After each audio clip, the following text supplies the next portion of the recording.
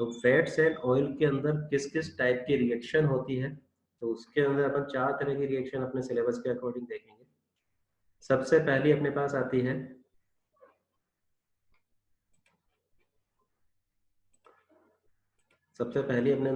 अपने आप में हाइड्रोलाइसिस, उसके बाद हाइड्रोजिनेशन, फिर रैंसिडिटी और ड्राइंग ऑफ ऑयल।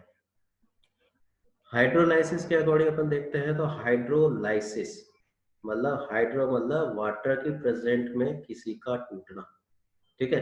तो यहाँ पे कौन टूटेगा, फैट्स एंड ऑयल अपने पास टूट रहे हैं।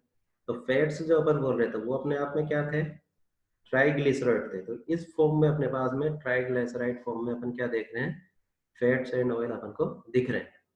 अब ये फैट्स एंड ऑयल है, इसको तोड़ने के लिए एनर्जी की जरूरत है। तो वाटर के अंदर अगर एनर्जी थोड़ी कम है तो उसको एक्टिवेशन करना पड़ेगा वाटर बॉडी में। सो अपन क्या कर रहे हैं, उसके अंदर कुछ अमाउंट उसके अंदर अपन बेस डालेंगे। तो बेस अपन ने क्या डाल दिया, NaOH।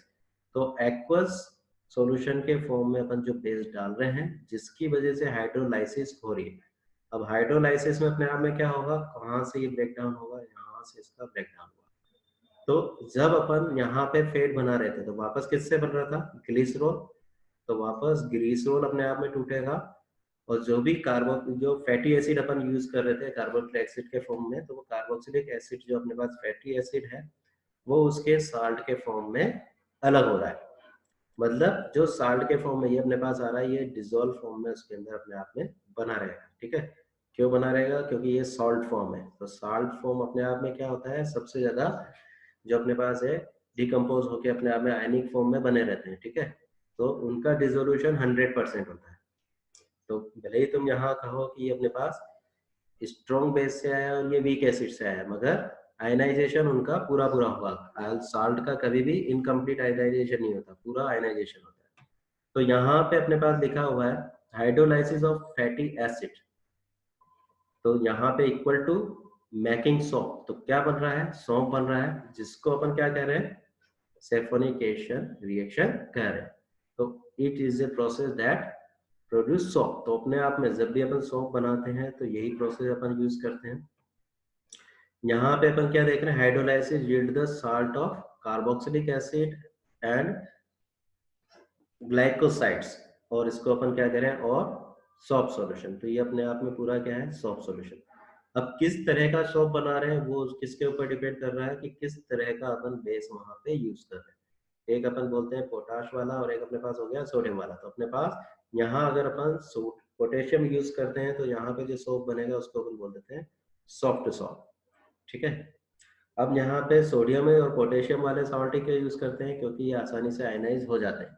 जब भी अपन को कोई भी रिएक्शन बनानी है, जब भी तुमने अगर मान लो मेडिसिन में पढ़ा होगा, तो यहाँ पे अपन ड्रग में अपन यूज करते हैं या केमिकल में, तो साल्ट फॉर्म में अपन या तो सोडियम साल्ट यूज करते हैं या पोटेशियम साल्ट।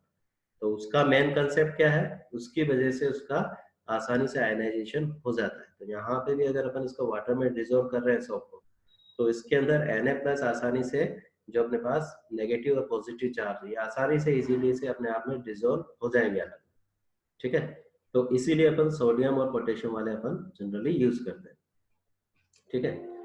लेसन ने सॉल्यूशन बनाया होगा तुमने।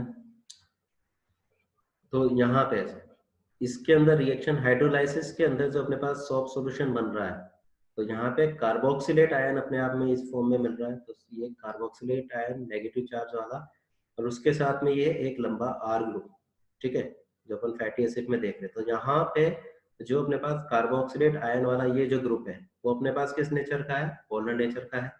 पोलर नेचर का है, और नीचे वाला क्या है अपने पास, नॉन पोलर। यहाँ पे जब भी अपन सॉल्यूशन बनाएंगे तो एक कंसेप्ट लगता है लाइक डिजोल्व लाइक। तो लाइक डिजोल्व लाइक के अकॉर्डिंग अगर अपन देखते हैं, तो जब भी अपन सोप बना रहे हैं तो यहाँ पे अपन किस में डिजोल्व कर रहे हैं, वाटर में। तो वाटर के अंदर ये वाला पार्ट इजीली डिजोल्व हो जाएगा, मगर ये वाला पार्ट उसके अंदर इजीली डिजोल्व नहीं होगा। तो ये अपने पास कौन सा नेचर शो करेगा, हाइड्रोफोबिक, और ये वाला अपने पास हाइड्रोफिलिक नेचर शो करेगा। इसका मतलब जो अपने पास जो सोप बन रहा है उसके अंदर दोनों नेचर है, पोलर नेचर भी है और नॉन पोलर नेचर भी है। तो अगर कोई पोलर इम्प्योरिटीज अपने पास अगर सोप सॉल्यूशन में आती है तो वो इस पार्ट की वजह से एंट्रैक्ट हो जाएगी, और नॉन पोलर आती है तो इसकी वजह से अपने आप में एंट्रॉप हो जाएगी। तो इसके अंदर दोनों नेचर हो गए, ठीक है। अब यहाँ पे हाइड्रोलाइसिस में अगर अपन सोप सॉल्यूशन की मैकेनिज्म के अकॉर्डिंग देखें तो यहाँ होता क्या है, यहाँ पे जो हाइड्रोफोबिक पार्ट है, हाइड्रोफोबिक पार्ट जिसको अपन आर ग्रुप बोल रहे हैं, ये अपने पास वाटर से लव नहीं करते हैं, ठीक है। तो ये अपने आप में क्या रहेंगे, सब एक साथ रह के अपना एक ग्रुप बना लेंगे। और ये वाले जो पार्ट है जिसको अपन कार्बोक्सिलेट आयन वाला पार्ट कह रहे हैं, ये अपने आप में क्या है, वाटर लविंग है, जो कि इसको अपन क्या कह रहे हैं, हाइड्रोफिलिक। तो हाइड्रोफिलिक वाला पार्ट ये वाटर मॉलिक्यूल से घिरा होगा, मतलब इसके चारों तरफ क्या है, वाटर मॉलिक्यूल H2H2।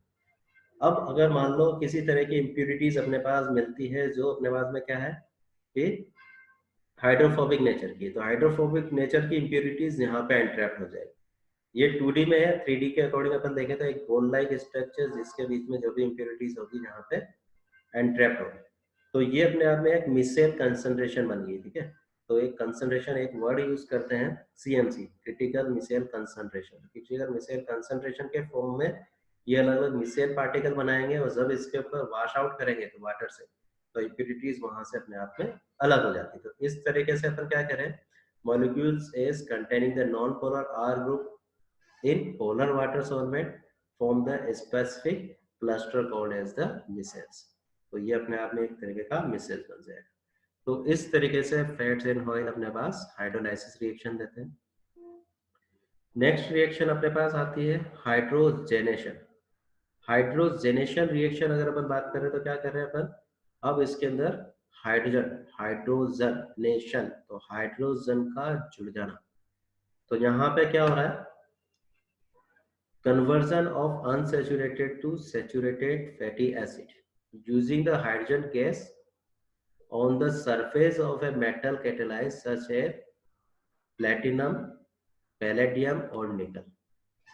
ये पीरियोडिक टेबल में अगर अपन देखते हैं तो डी ग्रुप के अंदर अपने पास पीडी, पीटी और एनआई, ये 3 मेटल ऐसे हैं जो भगवान ने बनाया कि जो इनके जो एटम्स है उनके अंदर जो पोर साइज है, एटम्स के बीच में जो वॉइड स्पेस होता है, वो वॉइड स्पेस इतना होता है कि वो हाइड्रोजन के एटम को अपने अंदर एंट्रैप कर सकता है। इसलिए जब भी अपन हाइड्रोजनेशन रिएक्शन करेंगे, चाहे ऑर्गेनिक केमिस्ट्री में कहीं भी अपन कर रहे हो, अगर अपन ने प्लेटिनम, पैलेडियम और निकल यूज कर रहे हैं, तो इनके अंदर जो पोर साइज है उसके अंदर जो हाइड्रोजन गैस एंट्रैप है उसको अपन यूज करेंगे।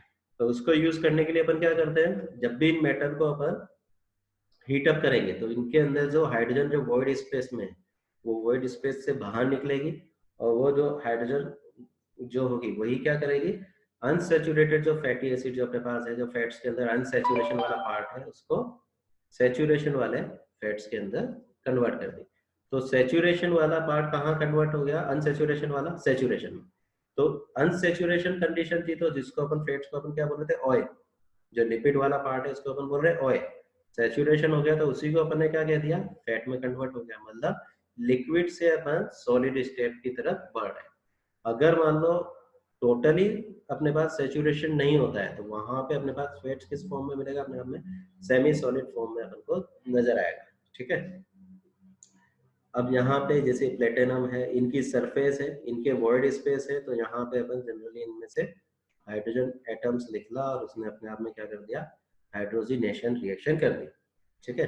तो जब भी अगर तुमने कभी डालडा घी की फैक्ट्री देखी होगी तो वहां पे निकल की बड़ी बड़ी प्लेटें यूज की जाती है, जिनको वो क्या करते हैं, दिन भर तो उसको कंडक्टिंग मीडियम में रखते हैं। कंडक्टिंग मीडियम में रखने का मतलब उसके अंदर से हाइड्रोजन गैस को अपन हीटअप करके निकाल रहे हैं।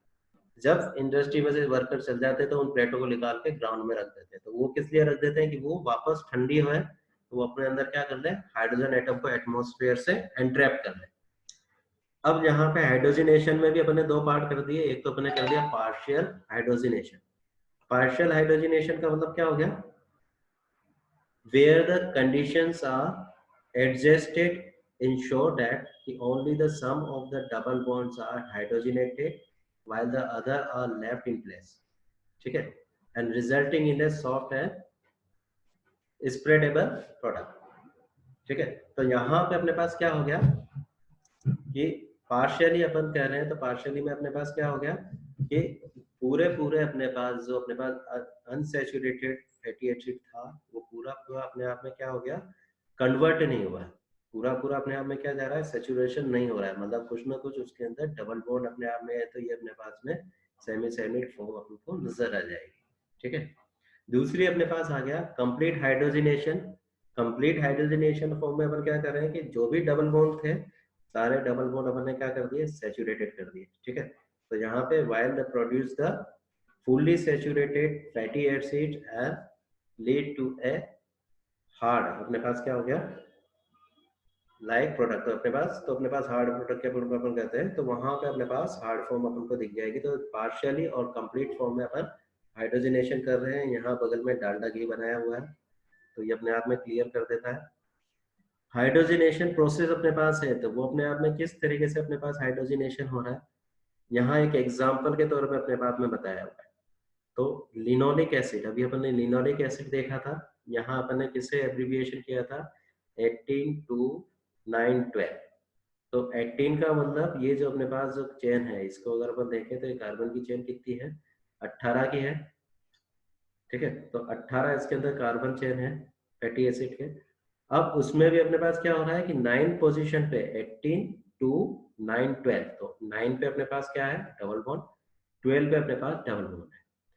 अब इसका हाइड्रोजनेशन जब अपन कराते हैं तो हाइड्रोजनेशन के फॉर्म में अपने पास क्या बन रहा है, सबसे पहले यहाँ पे से ये 12 पोजीशन है, 12 पोजीशन पे अपने पास क्या हो गया सेचुरेशन जनरेट हुआ, 9 पे नहीं हुआ। तो यहाँ पे अपने पास क्या बन गया ओलिक एसिड। वापस कंप्लीट अपने आवाज में हुआ, ये तो ये पार्शियल हो गया, कंप्लीट हुआ तो अपने पास क्या हो गया अपने पास स्टेरिक एसिड बन गया। तो इसके अंदर 9 पोजीशन पे भी अपने पास ये फुल्ली सैचुरेटेड है। ठीक है, तो इस तरीके से यहाँ पे डायग्रामेटिक फॉर्म में दिख रहा है, ये भी ऑयल है, ये भी अपने पास ऑयल है, मगर थोड़ा सा इसके अंदर क्या होगा हार्डनेस जरा सी आई, और ये अपने पास स्टेरिक एसिड ये पूरा इसके अंदर फर्श पे रखा हुआ। ठीक है, तो इस फॉर्म में अपन लिक्विड से सॉलिड की तरफ गए तो ये अपने पास हाइड्रोजनेशन रिएक्शन होगी। हाइड्रोजनेशन रिएक्शन में अगर अपन देख रहे हैं उसके तो यहाँ अपन ने क्या देखा कि जनरल हाइड्रोजनेशन में अपन को क्या करना है, सेलेक्ट करना है क्या जो भी मेटल अपने पास है। तो कौन से मेटल अपन सेलेक्ट करेंगे पीटी पीडी और एनआई। ठीक है, तो भगवान ने क्या किया है इनके जो एटम्स है इनके अंदर इस एलिमेंट्स के जो एटम्स है उनके बीच में वॉइड स्पेस इतनी दी है कि हाइड्रोजन एटम उनके बीच में रह सकता है। अब उसको हीट अप करेंगे तो क्या होगा हाइड्रोजन गैस निकलेगी, हाइड्रोजन के एटम्स, और वो अपने आप में क्या करेंगे डबल बॉन्ड को जो अनसैचुरेटेड है उसको सैचुरेटेड में कन्वर्ट कर देंगे। यहाँ दो टाइप से अपन ने किया पार्शियली और कंप्लीट, और यहाँ पे अपन ने एग्जांपल लिया लिनोलिक एसिड, लिनोलिक से ओलिक और स्टीयरिक एसिड। ठीक है, नेक्स्ट अपने पास आती है रैंसिडिटी। रैंसिडिटी ऑफ ऑयल्स, तो रैंसिडिटी का मतलब अपन क्या देख रहे हैं, rancidity is the complete or incomplete oxidation or hydrolysis of the fats and oil when exposed to air, light, moisture or by the bacterial acid actions and resulting in unpleasant taste and odor। तो rancidity मतलब अगर कोई तुम oil लेके आए, मान लो सरसों का तेल, मान लो तुम अगली सर्दियों में लेके आए, उस सरसों के तेल को मान लो तुमने 1 साल तक तुम्हारे पास रखा हुआ है, उसको खुला रख दिया, तो उसके अंदर क्या होगा वो एटमॉस्फेरिक कंडीशन में कांटेक्ट में आ रहा है, तो वहां से क्या होगा एटमॉस्फेरिक एयर जो अपने पास में उसके अंदर ऑक्सीजन मॉलिक्यूल्स है तो वो अपने आप में क्या कर देंगे उसका ऑक्सीडेशन कर देंगे। ठीक है, ऑक्सीडेशन की वजह से अपने पास में क्या होगा उसके अंदर ऑडर टेस्ट हो जाएगा, बैक्टीरियल अटैक हो गया। ठीक है, मॉइस्चर उसके अंदर आ गया, तो इस सब पोजिशन की वजह से एक टेस्ट जनरेट होगा जिसको अपन क्या कह रहे हैं अनप्लीजेंट टेस्ट इसके अंदर आ रहा है। इस अनप्लीजेंट टेस्ट की वजह से अपन इसके अंदर क्या कह रहे हैं कि इसके अंदर रेंसिटी जनरेट होगी। दो तरीके से अपने पास हो सकती है, एक सो ऑक्सीडेटिव रैंसिडिटी, ऑक्सीडेटिव में अपन क्या कर रहे हैं oxidation of unsaturated fats produce the volatile carboxylic acid. तो यहाँ पे वोलेटाइल नेचर अपन कह रहे हैं मतलब जो फैटी एसिड था मतलब फैट था उसके अंदर क्या हो गया अपने पास ऑक्सीडेशन हुआ, जो भी अनसैचुरेशन था उसकी वजह से उसके अंदर क्या बन रहा है फैटी एसिड जो अपने पास बोल रहे हैं तो कार्बोक्सिलिक एसिड। ठीक है, फैटी एसिड अपन क्या बोल रहे हैं कार्बोक्सिलिक एसिड ही है, वो वोलेटाइल नेचर में जनरेट हो गया, उस वोलेटाइल नेचर की जो स्मेल है वो अपने ऊपर आ रही है जिससे अपन कह रहे हैं कि ये तेल खराब हो गया। हाइड्रोलाइसिस अपन कह रहे हैं तो इसके अंदर अपन क्या कर रहे हैं कि हाइड्रोलाइसिस जब भी अपन एस्टर को तोड़ते हैं, एस्टर बॉन्ड अपन जब भी तोड़ रहे हैं तो वहां पे अपन हाइड्रोलाइसिस करते हैं, तो हाइड्रोलाइसिस वापस होगी तो उसके अंदर क्या होगा कि एस्टर बॉन्ड अपने पास टूटेगा। तो hydrolysis of ester linkage in fats and oil at degradation of oil, तो अपने पास जो ऑयल है वो अपने आप में खराब हो रहा है, तो वो भी अब किसकी वजह से, हाइड्रोलाइसिस की फॉर्म में अपन कह रहे हैं। तो हाइड्रोलाइसिस से अपने पास रेंसिटी जनरेट हो सकती है या ऑक्सीडेशन के फॉर्म में रेंसिटी जनरेट हो सकती है। यहाँ अपने पास एक एग्जांपल है जब भी रेंसिटी जनरेट होगी, तो रेंसिटी जब भी जनरेट होगी तो एक बहुत इंपॉर्टेंट चीज होती है जहाँ पे, जिसको अपन बोलते हैं फ्री रेडिकल। फ्री रेडिकल जब भी बनते हैं तो उसकी वजह से अपने आप में क्या होती है, रिएक्टिविटी अपने आप में मॉलिक्यूल्स की बढ़ जाती है। अपनी बॉडी के अंदर भी फ्री रेडिकल्स बनते हैं, अगर फ्री रेडिकल्स अपने अंदर ज्यादा बनते हैं तो अपन क्या करते हैं, एंटीऑक्सीडेंट अपन लेना शुरू कर देते हैं, जिसको अपन बोलते थे एंटी एजिंग मटेरियल अपन यूज कर रहे हैं। तो यहाँ पे अपने पास ये एक फैट का मॉलिक्यूल्स अपने आप में यहाँ दिखाया हुआ है, इसके अंदर जो हाइड्रोजन बॉन्ड है ये अपने पास ये ब्रेक हो रहा है और अपने पास एक फ्री रेडिकल का जनरेशन हो रहा है। अब ये जो फ्री रेडिकल है ये बहुत ज्यादा एक्टिव है, वो एटमॉस्फेरिक ऑक्सीजन को एब्जॉर्ब करेगा, एटमॉस्फेरिक ऑक्सीजन को एब्जॉर्ब करके इसने एक पेरोक्साइड बॉन्ड जैसा नेचर यहाँ बना दिया। अब ये जो पेरोक्साइड बॉन्ड वाला जो नेचर बना, ये वापस अपने आप में फर्दर हाइड्रोजन से अटैच हो रहा है और यहाँ पे वोलेटाइल कार्बोक्सिलिक एसिड का फॉर्मेशन हो रहा है। और इसकी स्मेल अपनी नोज के अकॉर्डिंग जो अपने पास है, तो अपने नाक के अंदर जो अपने पास शनिडेरियल मेम्ब्रेन है वो अपने आप में क्या करेगी, इसको एब्जॉर्ब करके अपने हाइपोथैलेमस में इंफॉर्मेशन दे रही है कि ये ऑयल अपना खराब हो चुका है। नेक्स्ट अपने पास रिएक्शन आती है drawing. Drawing of oil, generally अपन इस रिएक्शन को अपन यूज करते हैं पेंट के लिए, जो घरों में जो पेंट होते हैं उसके लिए अपन इस कंसेप्ट को यूज करते हैं। तो यहाँ पे अपन इसको यूज करते हैं when highly unsaturated oil are exposed to air, they undergoes the oxidation and polymerization to form a thin waterproof film, is called as the drying oil or reaction called as the drying।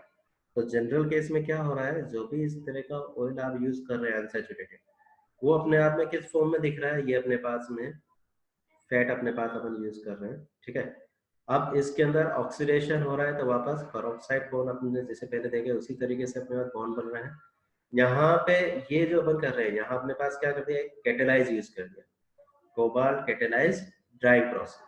तो cobalt अपने आप में क्या कर रहा है, यहाँ पे ड्राइंग प्रोसेस के अकॉर्डिंग जो अपने पास कोबाल्ट अपने पास इस फॉर्म में मिलाया है, ये कैटेलाइज फॉर्म में यहाँ पे ये जो अपने पास OH ग्रुप यहाँ बना ऑक्सीडेशन से, जैसे अपने पास आगे रेंसिटी से बना था उसी तरह का नेचर में, अब ये अपने आप में फ्री फॉर्म में अपने आप में क्या बना दिया, ऑक्सीजन।